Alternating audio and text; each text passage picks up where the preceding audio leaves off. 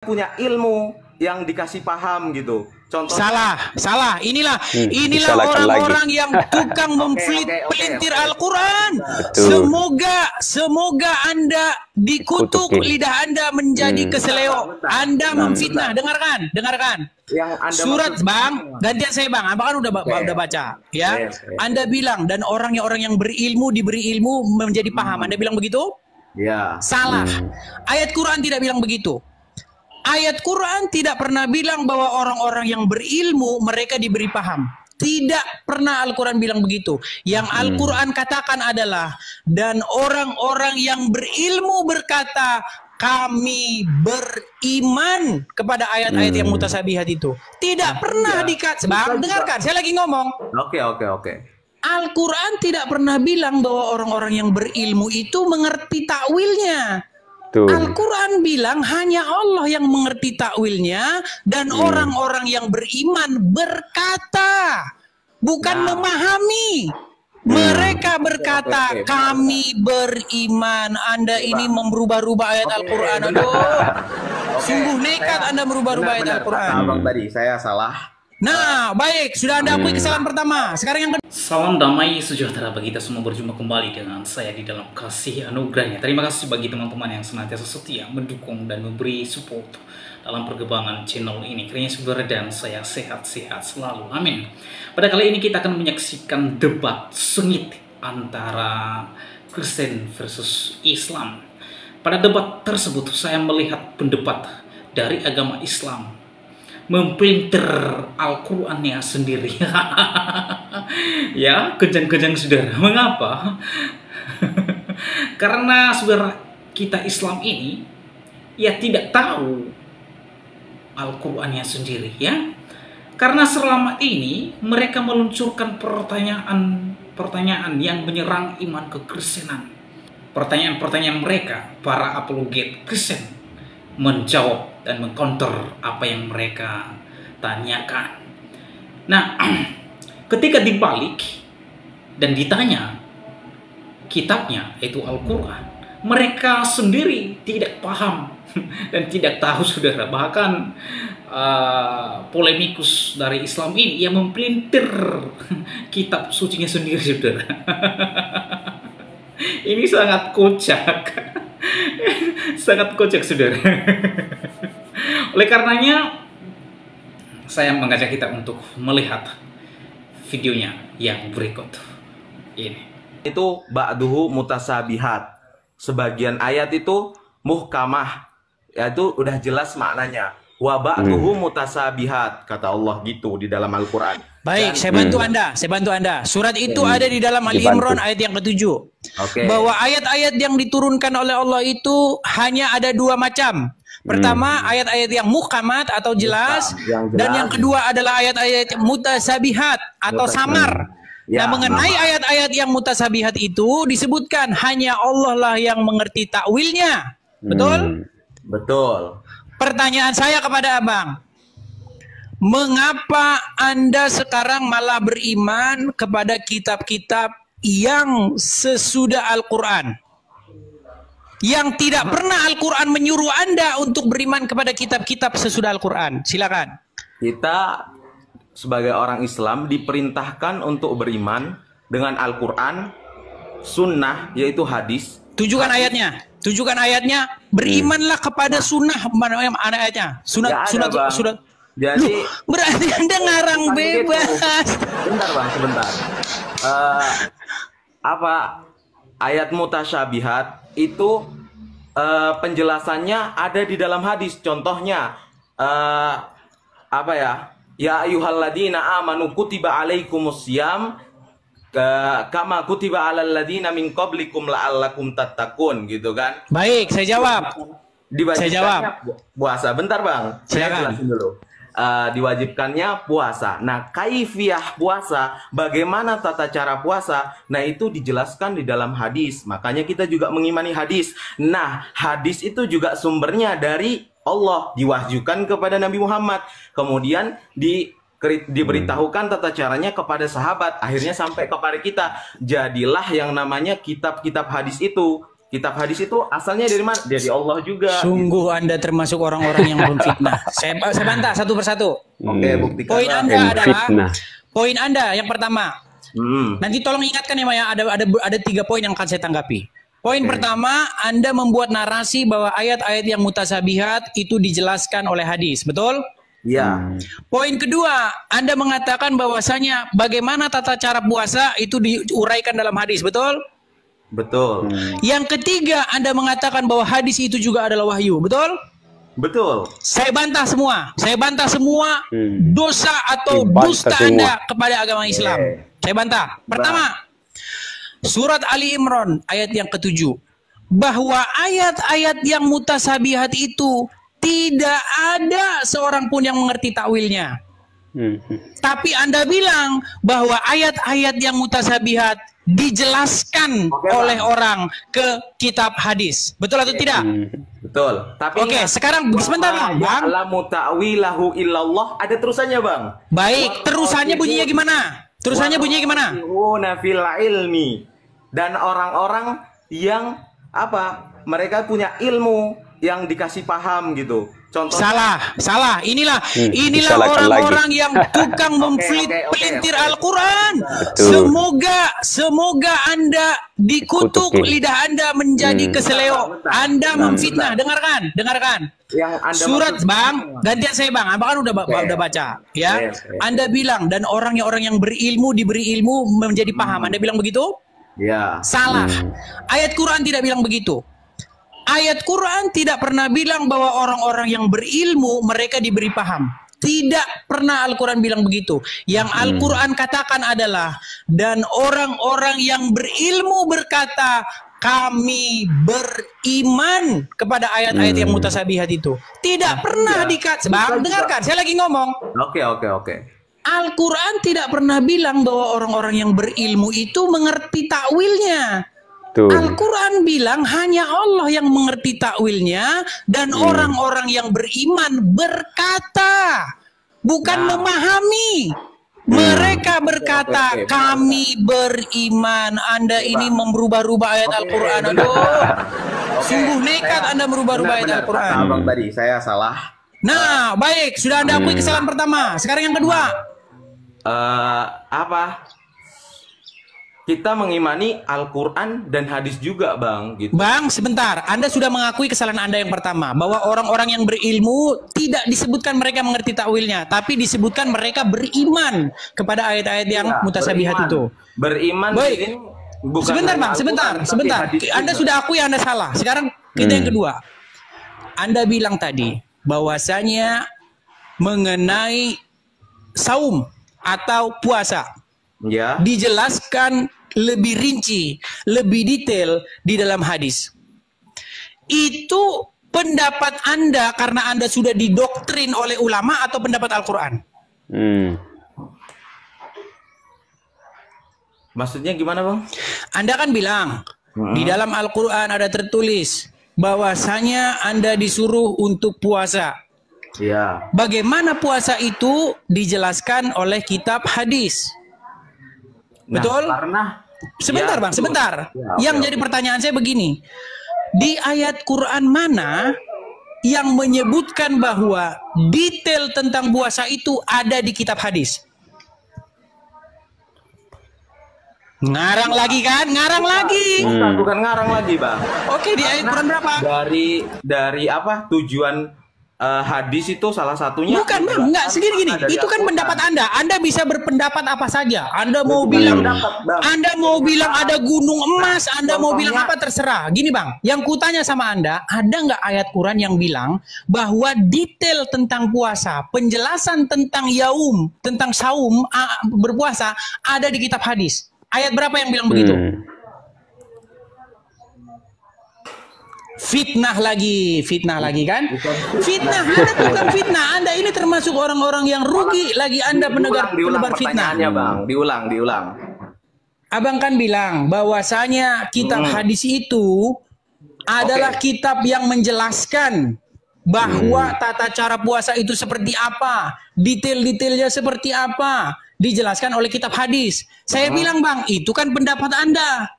Bukan pendapat saya, Bang. Oke, mana ayatnya dalam Quran bahwa kitab hadis itu, kitab Sahih Muslim, kitab Sahih Bukhari itu menjelaskan tata cara puasa? Mana ayat dalam Quran yang bilang gitu? Karena kita mengimani nih Al-Quran, hadis. Oke, di ayat Quran berapa yang bilang Anda disuruh beriman kepada kitab hadis? Nah, itu udah kewajiban. Gini, Bang. Anda mau bilang itu wajib, terserah. Yang saya tanya dalilnya di dalam Quran Anda disuruh beriman kepada kitab hadis mana? Nah, ini kan berkaitan dengan akidah ya, Bang. Nah, keyakinan kita sebagai seorang muslim. Oke, bentar, Bang. Dengerin dulu. Santai. Nah, Bang, saya hampir pingsan loh, Bang. Bang, dengarkan Abang. Iya, saya mau ngomong, Bang. Dengarkan, Bang. Gini, yang kutanya, Bang. Bukan Anda, Abang ceritanya bukan yang saya tanya. Yang saya tanya ini loh, Bang. Ayat Quran mana yang bilang disuruh beriman kepada kitab hadis? Loh, kita dalalatul iltizam, kita itu ketika kok kita sih yang ditanya Quran kok? Loh, gini, Bang, ada dalalah namanya iltizam, Bang. Gimana kita mengimani Nabi Muhammad SAW sebagai nabi? Nah, kita juga meyakini, melazimi bahwasanya apa yang diturunkan itu juga dari Allah.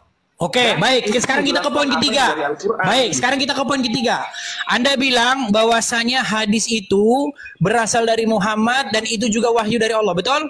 Betul. Oke, jadi intinya Anda punya dua wahyu. Wahyu Al-Quran dan wahyu ada dalam hadis, betul? Sebentar, kutanya sama Abang. Tinggi mana Quran sama hadis? Betul. Tinggi Al-Quran. Tinggi Al-Quran berarti ada wahyu level 1 dan ada wahyu level 2. Mampus lagi. Bentar. Hadis juga dibilang wahyu. Sebentar, saya ngomong, Bang. Wa ma yantiku anil hawa in huwa illa wahyu yuha. Wa ma yantiku anil hawa in huwa illa wahyu yuha itu justru membantah bahwa Muhammad itu tidak pernah mengatakan sesuatu kecuali wahyu. Betul? Iya. Oke. Berarti Anda percaya bahwa Muhammad dapat wahyu, lalu dia memasukkan wahyu itu tidak dalam Al-Quran, malah dalam kitab sebelumnya yang dikarang sesudah Muhammad meninggal. Bedakan, Bang. Dengerin, Bang. Bentar, Bang. Anda telah memfitnah Muhammad. Anda memfitnah Muhammad dengan mengatakan bahwa Muhammad mendapat wahyu, tapi wahyunya tidak dimasukkan Muhammad ada ke dalam Al-Quran. Sungguh Anda berani memfitnah Muhammad. Yang demikian itu termasuk Anda orang-orang yang nekat. Beneran. Hadis itu tidak disuruh ditulis waktu itu ketika turunnya hadis, tapi ketika Al-Quran itu turun, itu gimana ya? Ini makin ngarang bebas lagi nih. Makin ngarang dia dan makin menyesal. Mana dalilnya? Ngarang bebas. Bang, Abang nggak boleh cerita, Abang nggak boleh mendongeng. Tunjukkan dasarnya. Karena di sini ingat pasal 1 ayat 1 Undang-Undang Edis TV. Dan barang siapa yang datang ke channel Edis TV dengan membawa alcongor, maka tempatnya adalah di laut yang berwarna kuning. Ya. Baik, bawakan dalilnya. Jangan alcongor, Bang. Jangan alcongor. Dalilnya mana? Bentar. Wa ma yantiku anil hawa in huwa illa wahyu yuha. Nabi itu ngomong enggak pakai sana dah.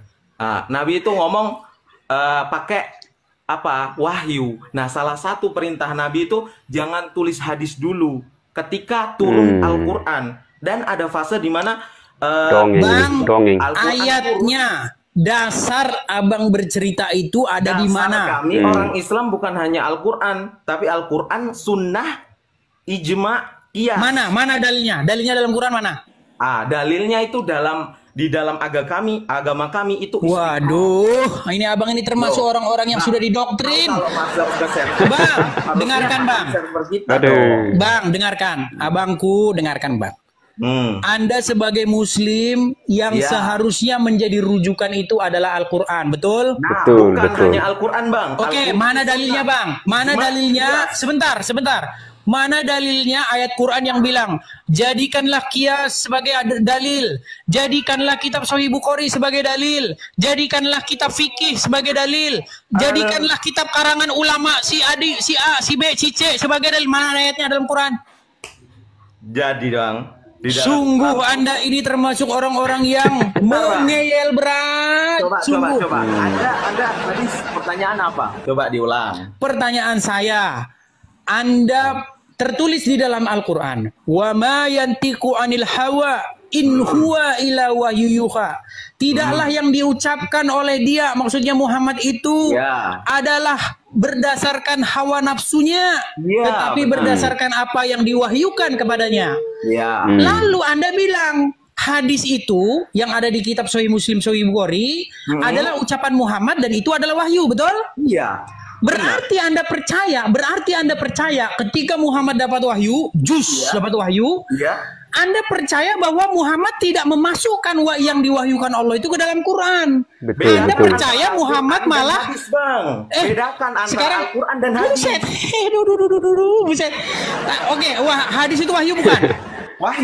Wahyu. Kalau wahyu seharusnya masuk Quran enggak? Ya, harus hadis masuk sama Quran. Aduh. Padahal ada ayat di dalam Al-Quran.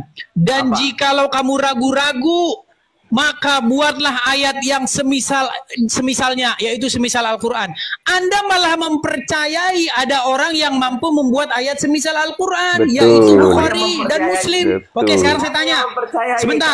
Sebentar, Bukhari dan Muslim, kitab Sahih Bukhari dan Muslim adalah, nggak mau gantian nih. Mulai panik dia nih, panik. Ayat-ayat itu diperuntukkan buat orang-orang kafir. Justru Anda telah mempercayai ada seseorang bisa membuat ayat-ayat yang semisal Al-Quran. Makanya mereka ditantang, coba buat kayak Al-Quran. Oke, sekarang saya tanya. Kitab Sahih Muslim, kitab Sahih Bukhari yang dikarang oleh Bukhari. Lagi di situ. Ayo. Sebentar, Bang. Kitab Sahih Bukhari yang dikarang oleh Bukhari. Oke. Berisi ayat-ayat semisal Al-Quran, betul tidak? Beda, Bang, antara Aduh. Bang, dengarkan ya, Bang ya. Bang, dengarkan. Hadis itu, Bang. Bang, kita nggak usah debat lagi lah. Udah capek kita, Bang, dengarkan. Oke. 13 tahun lamanya saya mendalami Islam. Betul. Saya belajar Al-Quran. Bang, nanti Abang cerita setelah saya. Bang, nanti Abang cerita setelah saya, tolong ya. Oke. 13 tahun saya membaca Al-Quran. Oke. Dari Al-Fatihah, Anas Al-Fatihah, bolak-balik saya baca. Oke. Saya tidak mau katanya. Saya langsung kepada Al-Quran itu sendiri untuk mencari tahu apa sesungguhnya yang dikatakan oleh Al-Quran. Oke. Lalu apa yang saya dapatkan di dalam Al-Quran dengan apa yang saya dapatkan ke dalam diri Anda jauh berbeda 180 derajat. Tunjukkan perbedaannya, Bang. Ayo. Perbedaan pertama, contoh. Al-Quran mengatakan, kamu harus beriman kepada kitab-kitab sebelum Al-Quran. Pertama itu ya. Di dalam surat An-Nisa ayat 136. Tidak pernah Al-Quran menyuruh supaya umat muslim beriman kepada kitab-kitab sesudah Al-Quran. Betul. Kenapa Anda menggiring opini dan Anda sudah termasuk orang-orang yang terkena giringan opini supaya umat muslim harus percaya kepada kitab sesudah Al-Quran? Mana ayatnya? Mana menggiring opininya mana, Bang? Buset. Oke, mana ayat dalam Quran disuruh beriman kepada kitab-kitab sesudah Al-Quran? Mana? Siapa yang bilang suruh beriman sesudah Al-Quran? Loh, kenapa Anda beriman kepada Sahih Muslim, Sahih Bukhari, kitab fikih? Itu hadis. Hadis itu wahyu juga. Oke. Berarti tinggi mana Quran sama hadis? Loh, keduanya itu kedudukannya sama di dalam Tadi ada bilang, barusan tadi ada bilang tinggi Quran loh. Nah, Bang, antara mutawatir hadis susah. itu mulai lagi dia nih. Mulai lagi dia, teman-teman. Mulai lagi. Bang, dengarkan. Dengerin saya, Bang. Dengerin dulu lah. Silakan. Hormatin saya ngomong. Al-Quran itu derajatnya mutawatir, memang di atasnya dari hadis gitu. Nah, hadis juga ada yang mutawatir gitu. Dan hadisnya ada yang mutawatir. Berarti hadis setara dengan Quran. Ada yang derajatnya setara dengan Quran gitu. Nah, berarti ada kitab-kitab yang setara dengan Al-Quran, ada ayat-ayat yang semisal Al-Quran itu dan setara dengan Quran, di luar Al-Quran. Nah, kan berarti tantangan untuk membuat kitab semisal Al-Quran itu sudah dilakukan. Betul atau tidak? Misal dengan Al-Quran. Aduh, ini orang gimana sih muter-muter? Hadis itu kan buat menjelasin Al-Quran, Bang. Hadis buat jelasin. Oke, saya tanya sebentar. Poinnya. Hadis sebentar, Bang, sebentar. Saya tanya. Perkataan Anda sangat berbahaya ini. Sebentar, Bang. Saya tanya. Perkataan Anda sangat berbahaya dengan Bang, gantian dulu. Aduh, ini kita kalau ngomong semua nggak bisa kedengaran. Bang, dengarkan. Sebentar. Enggak, statement Anda sangat berbahaya. Statement Anda sangat berbahaya dengan mengatakan Anda udah di mute. Berarti ada moderator saya yang mute. Anda di mute, Bang. Dengarkan. Enggak, Anda di mute. Anda bisu. Dia udah ngomong terus tuh karena dia nggak tahu mikir. Oke, gini. Barusan tadi dia bilang, teman-teman, bahwasanya hadis itu adalah kitab yang menjelaskan. Orang-orang seperti inilah yang saya katakan adalah pendusta. Di dalam Al-Quran, Bang, kitab yang memberi penjelasan itu Al-Quran, Bang. Kok Anda fitnah bahwa kitab yang memberi penjelasan itu adalah hadis Bukhari, hadis Muslim? Mengapa Anda fitnah Al-Quran dengan mengatakan bahwa bukan Quran kitab penjelas, malah kitab Sahih Bukhari dan Sahih Muslim? Sungguh Anda ini termasuk orang-orang yang pendusta dan Anda akan dikirim ke laut yang berwarna biru. Silakan open mic dulu. Open mic dulu. Nah, teman-teman coba bayangkan, mereka tidak paham kitabnya sendiri, ya, tetapi sok tahu dan membahas Alkitab. Nah, ini sangat menyedihkan sekali, teman-teman. Mereka sibuk mencari kelemahan kitab suci agama lain, mereka sibuk mencari kelemahan Alkitab, mereka sibuk belajar Alkitab, namun mereka tidak paham sama sekali, saudara. Ya, nah sementara kitab mereka sendiri, mereka tidak memahaminya. Nah, makanya tidak heran ketika orang Kristen balik bertanya dan menyerang imannya. Auto bingung, saudara. Auto bingung. Nah, bagi saya ini sangat menyedihkan dan memalukan, ya. Mengapa, saudara?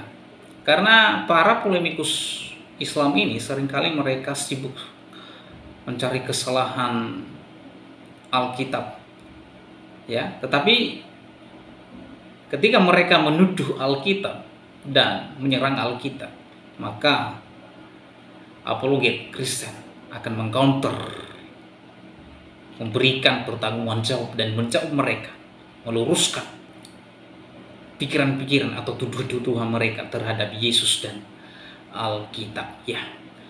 Ya, memang begitulah mereka, ya, umat kebingungan, saudara. Mereka giat membahas Alkitab seperti Ustaz Kainama, Aristo, dan Tunditan, dan para ustadz-ustadz kadurun seperti Ustadz Nababan, Felix Xiao. Ada banyak ustadz-ustadz yang mualaf itu mendadak menjadi mualaf waktu mereka kekristenan. Mereka tidak belajar, mereka belum pernah belajar teologi, lalu ketika masuk Islam sudah menjadi penceramah kondang, bahkan diagung-agungkan seperti Ustaz Kainama, mengaku seorang pendeta dan belajar di STT Jakarta. Ketika diklarifikasi oleh pihak STT Jakarta dan juga oleh gereja yang dia mengaku-ngaku dia pernah jadi pendeta.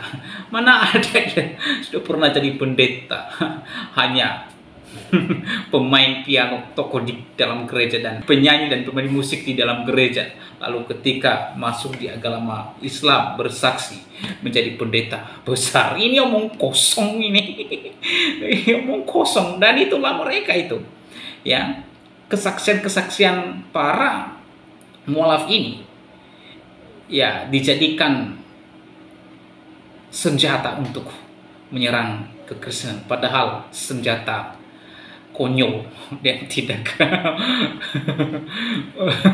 terpengaruh apa-apa, ya. Sekali lagi, yang memang begitulah mereka, orang-orang yang giat membahas Alkitab, mencari kesalahan Alkitab dan Yesus Kristus, tapi giliran ditanya kitabnya, auto memalukan dan menyedihkan sejarah, ya. Ya. Mereka itu koplak, ambiar. Mereka tidak paham sama sekali kitabnya. Ya. Sekali lagi, inilah akibatnya kalau tidak belajar apa yang diimani, sibuk dengan agama dan keyakinan agama lain, padahal kitab suci dan imannya sendiri tidak paham. Sehingga sampai pada satu kesimpulan, mereka auto malu. 7 turunan saudara. Oleh karenanya, bagaimana tanggapan dan pendapat saudara setelah menyaksikan videonya? Berikan komentar di bawah kolom komentar, dan kiranya komentar saudara komentar yang membangun, yang mengedukasi dan bermanfaat, serta ketika orang mendengarnya dan membacanya, mereka beroleh kasih karunia. Demikian video saya kali ini, sampai bertemu di video saya selanjutnya. Tuhan Yesus memberkati kita semua. Shalom.